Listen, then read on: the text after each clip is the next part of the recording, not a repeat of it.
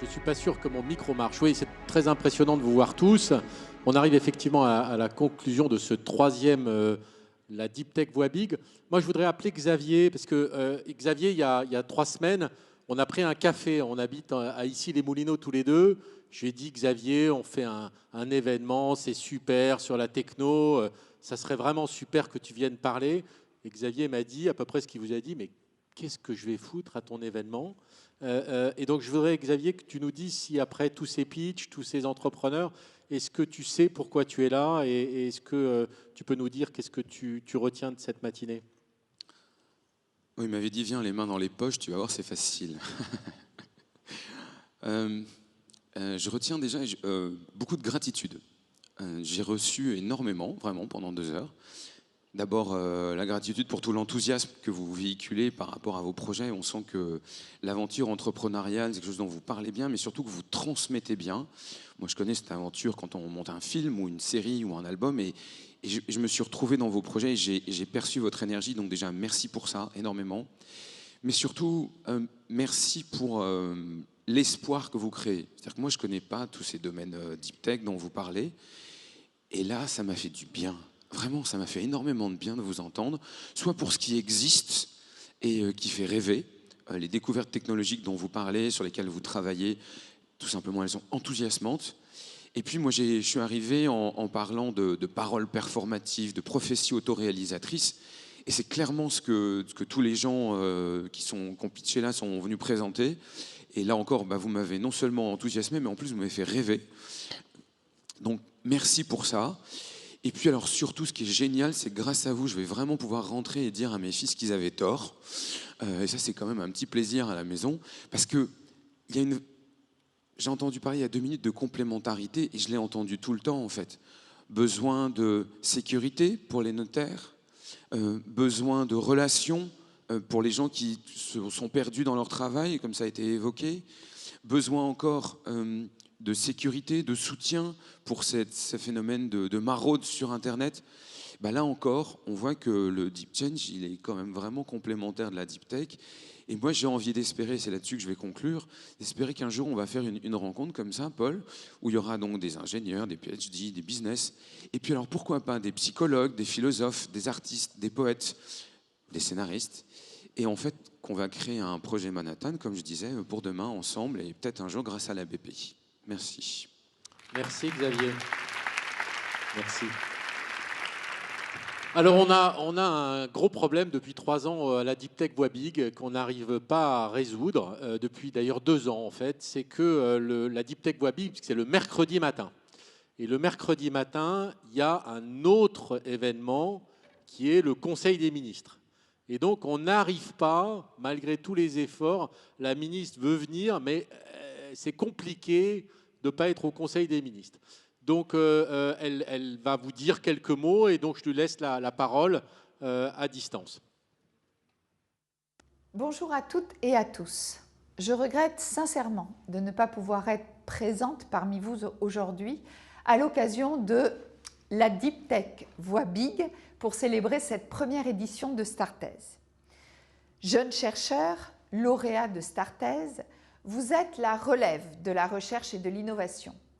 Une expérience de thèse vous permet de développer une expertise considérable dans des domaines allant de la sociologie à l'intelligence artificielle, en passant par l'ingénierie de la santé ou bien encore les neurosciences.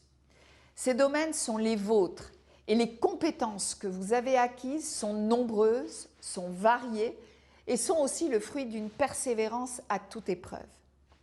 Vos compétences, votre créativité, mais aussi votre engagement pour la quête du savoir sont des atouts inestimables que vous mettez au service de la société de bien des manières. L'une de ces voies est celle de l'entrepreneuriat. L'entrepreneuriat, c'est une philosophie qui repose sur la création de valeur pour la société. C'est également une possibilité de transformer vos idées en réalité pour cette société.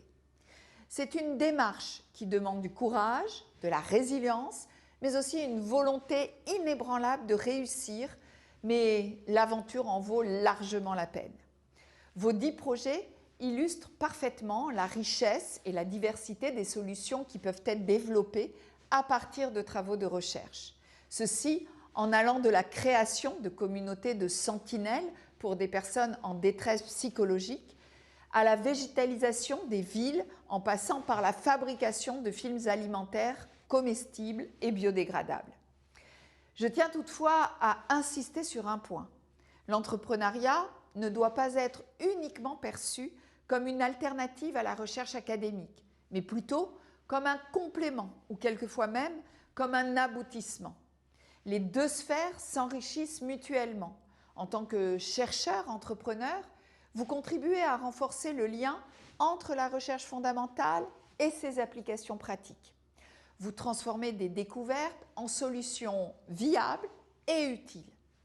Cette première édition du Challenge Startez n'est que le début de vos projets.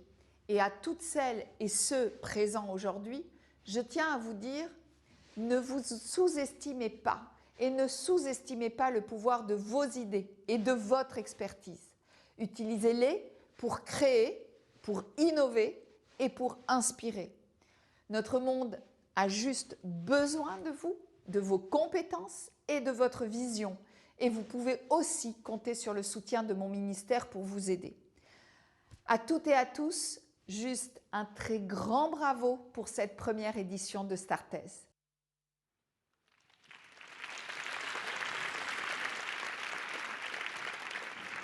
Alors vous avez voté pour, pas pour le plus beau projet, pour l'entreprise que vous aimeriez rejoindre. Et donc il y a trois projets qui sont les trois premiers. Je vais les citer. D'abord le projet de Jeanne, le dessin comme langage universel. Je pense qu'il y a un petit effet Xavier d'Horizon. Bravo Jeanne. Florian sur le suicide. Et Alexandre, bien sûr, pour les étoiles. Voilà, bravo à tous les trois, bravo à vous tous. Pour conclure, je voudrais vous dire que, Xavier l'a dit, vous avez une énergie de dingue. Il y a dans cette salle des centaines de projets. Nous, notre métier, c'est d'être derrière vous et de vous accompagner. Il y a aujourd'hui à peu près 2000 startups deep tech en France. Un gros tiers sont sur des sujets de santé. Un petit tiers qu'on pousse, c'est sur des sujets sur l'environnement et le climat.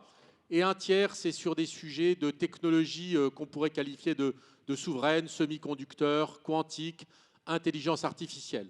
Vous voyez à quel point elles répondent à nos grands enjeux de société et vos projets sont d'une certaine façon aussi le reflet. Notre ambition, celle qu'a présentée le président de la République, c'est de faire 500 startups sortant des laboratoires par an. On était il y a 4 ans à 150 à peu près, on est à plus de 300 l'année dernière et donc on a besoin de vous pour aller chercher les 200 supplémentaires et faire ces 500 entreprises pour la santé, pour le climat ou pour les technologies de demain. Alors pour ça, nous, on a des équipes qui sont là pour être derrière vous et accompagner pour fueler vos projets. C'est de l'argent, on en a parlé. On peut vous dire qu'on met le paquet sur ces sujets-là. Il y a déjà un plan Marshall, on l'entendait tout à l'heure, Xavier. Il n'est pas encore avec le change, mais on va y travailler. Ce plan Marshall, c'est France 2030, 50 milliards qui sont comités sur ces technologies autour de la deep tech. Cette année, on va financer presque 8 milliards de projets. C'est massif. On n'a jamais connu ça depuis l'après-guerre, depuis le plan Marshall. Et donc, vous vivez dans un monde aujourd'hui où il y a un soutien public qui est absolument phénoménal. 75% de nos investissements sont maintenant sur la deep tech et va croître. Mais par ailleurs, ce qui est important, c'est que certes, il y a de l'argent public, mais les investisseurs privés, vous les avez entendus, ils sont là, ils répondent aujourd'hui. Évidemment, le capital risque a un petit moment de difficulté, ça fait partie du jeu du capital risque. C'est aussi les rêves, elle a ses hauts et ses bas, mais dans cet univers du capital risque, il y a une année 2023 qui est en fait assez exceptionnelle. L'investissement dans la deep tech des investisseurs privés, il a cru de 10% au premier semestre, à la fois en termes de volume et en termes de valeur. Il a cru à la fois sur le nombre de levées et il a cru aussi sur les grosses levées. Et encore, je n'ai pas compté les 2 milliards de Gilles dont on a parlé tout à l'heure et quelques très belles levées qui viennent d'être annoncées.